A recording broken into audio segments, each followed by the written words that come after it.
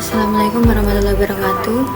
Perkenalkan, nama saya Dini Aristowati, NIM BIS 100180373. Di sini saya akan mempresentasikan regresi linear berganda dan uji asumsi klasik.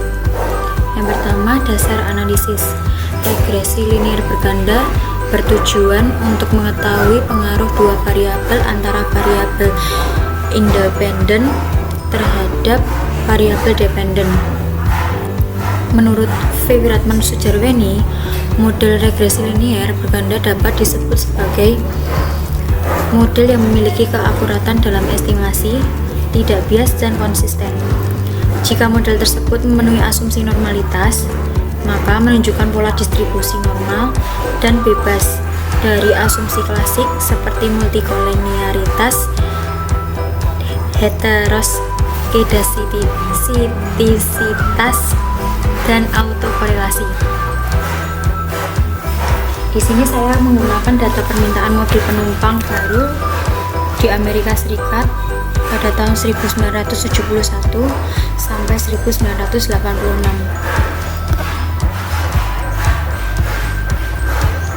Di sini yaitu mobil penumpang baru terjual dalam ribuan, kemudian tidak disesuaikan musiman. X1 yaitu mobil baru, indeks harga konsumen, kemudian 1967 sama dengan 100 dan tidak disesuaikan secara musiman. X2 indeks harga konsumen, semua item, semua konsumen perkotaan, kemudian 1967 sama dengan 100 dan tidak disesuaikan secara musiman. X3 yaitu personal disposable income, miliaran dolar, tidak disesuaikan dengan variasi musim. X4 yaitu suku bunga, persen, kertas perusahaan pembiayaan ditempatkan langsung. X5 tenaga kerja sipil yang dipekerjakan dalam ribuan, tidak disesuaikan untuk variasi musim. Nah, di sini datanya sudah saya copy ke dalam aplikasi SPSS. Berikut datanya, kemudian kita klik variabel view. Di sini Y-nya saya beri label penjual mobil baru, kemudian X1-nya yaitu indeks penjualan, X2-nya indeks harga konsumen, X3-nya yaitu pendapatan pribadi, X4 yaitu tingkat suku bunga, kemudian X5 tenaga kerja yang dipekerjakan. Setelah itu kita klik analis, kemudian kita klik regresi, kemudian klik linear. Untuk variabel dependennya yaitu penjual mobil baru, dan untuk variabel independennya yaitu indeks penjualan atau X1, indeks harga konsumen atau X2, kemudian pendapatan pribadi atau X3, tingkat suku bunga atau X4, dan tenaga kerja yang dipekerjakan atau X5. Kemudian kita klik statistik. Di sini yang dicentangi yaitu deskriptif, di mana deskriptif ini untuk menampilkan output SPSS, kemudian collinearity diagnostic digunakan untuk melakukan uji multi kolinearitas. Setelah itu klik Durbin-Watson untuk menampilkan residual yang akan digunakan untuk uji autokorelasi. Kemudian klik continue. Setelah itu kita klik plot Untuk Y-nya ini diisi stressit, kemudian X-nya yaitu spread, kemudian klik histogram, lalu normal probability plot. Setelah itu continue, kemudian diklik OK.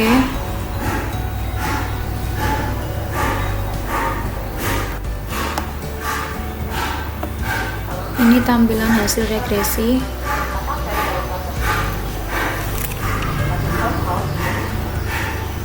Yang pertama, dasar pengambilan keputusan uji normalitas. Menurut Imam Ghazali pada tahun 2011, model regresi dikatakan berdistribusi normal jika plotting atau titik-titik yang menggambarkan data sesungguhnya mengikuti garis diagonal. Di sini dapat kita lihat pada bagian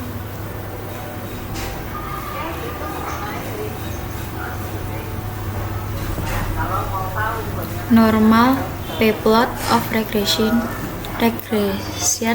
standardized residual. Nah, pada kasus ini kita lihat titik-titiknya mengikuti garis diagonal, sehingga pada model ini dapat disebut atau dapat dikatakan berdistribusi normal. Kemudian dasar pengambilan keputusan uji multikolinearitas, tolerans, dan VIF. Menurut Imam Ghazali pada tahun 2011, tidak terjadi gejala multikolinearitas jika tolerans itu lebih dari 0,1 dan VIF yaitu kurang dari 10. Di sini dapat kita lihat dalam tabel koefisien. Nah, di sini untuk X1 atau indeks penjualannya 0,004, di mana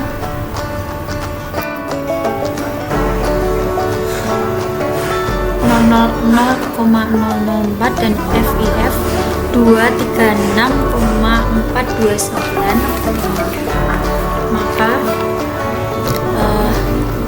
terjadi multikolinearitas. Kemudian untuk S2, indeks harga konsumen dilihat dari tolerans dan VIF yaitu, maka dapat terjadi gejala multikolinearitas. Kemudian untuk X3 nya pendapatan pribadi dilihat dari tolerans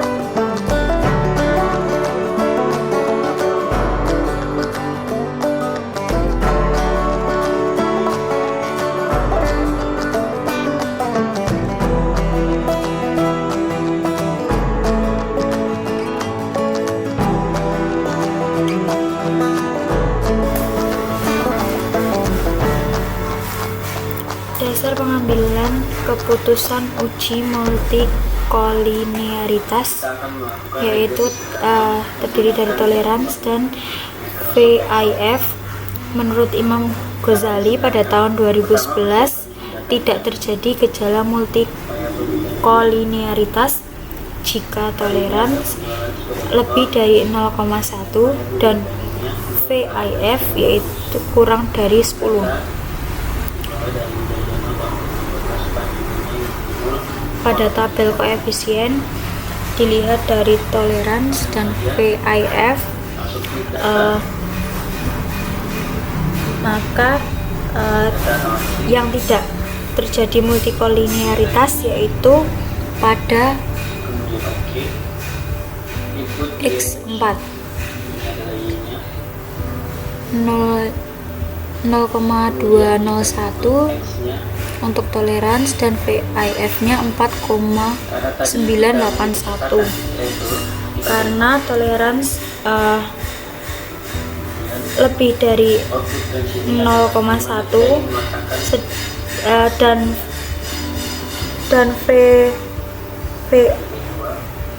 VIF kurang dari 10. Kemudian untuk dasar pengambilan keputusan uji heteroskedastisitas yaitu dilihat pada bagian akhir.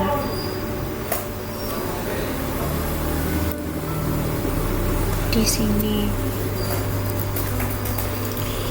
menurut Imam Ghazali pada tahun 2011 tidak terjadi heteroskedastisitas jika tidak ada pola yang jelas,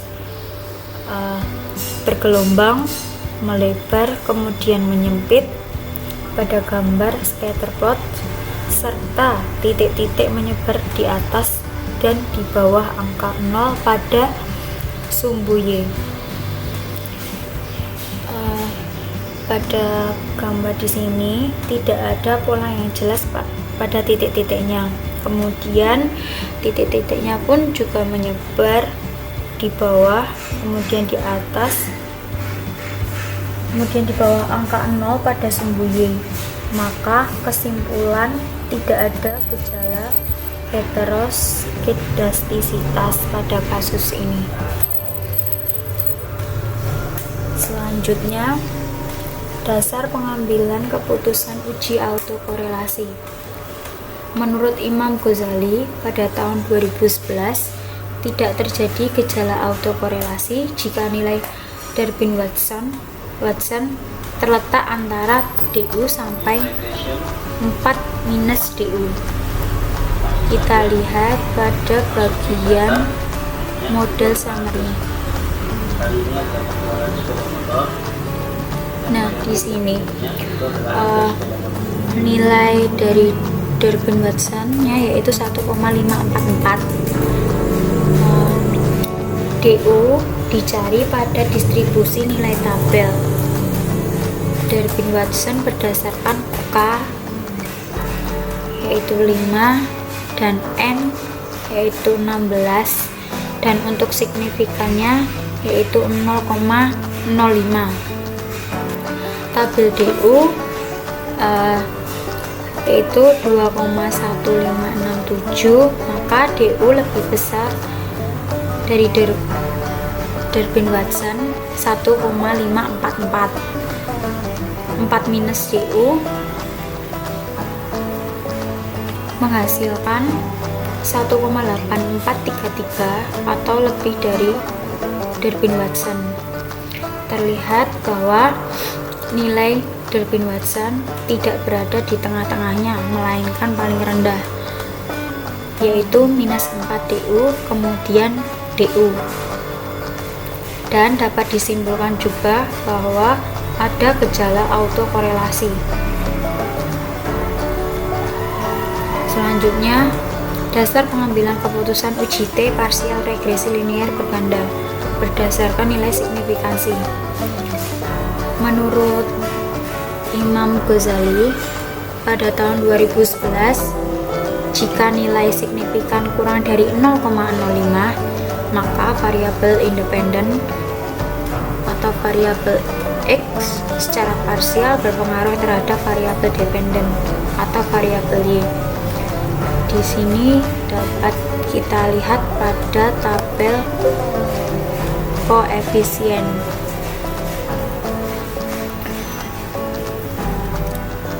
Nilai signifikan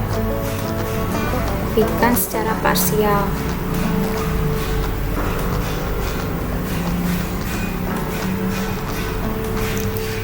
X1 0,05, maka tidak berpengaruh secara parsial terhadap variabel Y. Selanjutnya, berdasarkan nilai hitung dan tabel. Menurut V. Wiratna Sujarweni pada tahun 2014, jika nilai T hitung lebih besar dari T tabel, maka variabel independen atau X secara parsial berpengaruh terhadap variabel dependen atau variabel Y. Untuk rumus mencari T tabel yaitu alfa per 2 titik koma n min k min 1 yaitu 0,05 per 2 atau dibagi 2 sama dengan 0,025 titik koma n nya 16 k nya 5, maka 16 dikurangi 5 dikurangi 1, kemudian hasilnya 0,025 titik koma 10. Dilihat pada tabel yaitu 2,22814.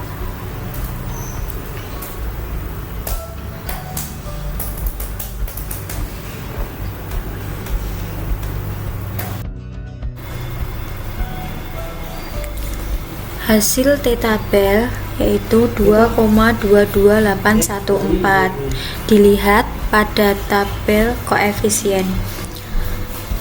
T hitung X1 kurang dari T tabel. T hitung X2 kurang dari T tabel dan seterusnya. Untuk X1 sampai dengan X5 kurang dari T tabel secara parsial tidak berpengaruh pada variabel Y. Kemudian uji F simultan regresi linear berganda berdasarkan nilai signifikansi. Menurut Imam Ghazali pada tahun 2011, jika nilai signifikan kurang dari 0,05, maka variabel independen atau X secara simultan berpengaruh pada variabel dependen atau variabel Y. Kita lihat pada tabel ANOVA. Nah, untuk nilai signifikannya yaitu 0,006. Nilai signifikan pada kasus ini kurang dari 0,05. Berarti variabel X1 sampai dengan X5 secara simultan berpengaruh pada variabel Y. Kemudian untuk uji F berdasarkan nilai hitung dan tabel. Menurut V. Wiratna Sujarweni pada tahun 2014, nilai F hitung lebih besar dari F tabel, maka variabel independen atau variabel X-nya secara simultan berpengaruh pada variabel dependen Y. Lihat pada kolom ANOVA yaitu F hitungnya 6,400. Dalam F tabel yaitu rumusnya K titik koma N min K, di mana K yaitu 5 dan untuk N minus K yaitu 16 minus 5 dan hasilnya 5 titik koma 11. Dilihat pada F tabel yaitu hasilnya 3,20. Maka dari itu F hitung sama dengan 6,400 lebih besar dari F tabel, maka variabel independen dari X1 sampai dengan X5 secara simultan berpengaruh pada variabel dependen. Sekian presentasi dari saya. Apabila ada salah kata mohon maaf. Wassalamualaikum warahmatullahi wabarakatuh.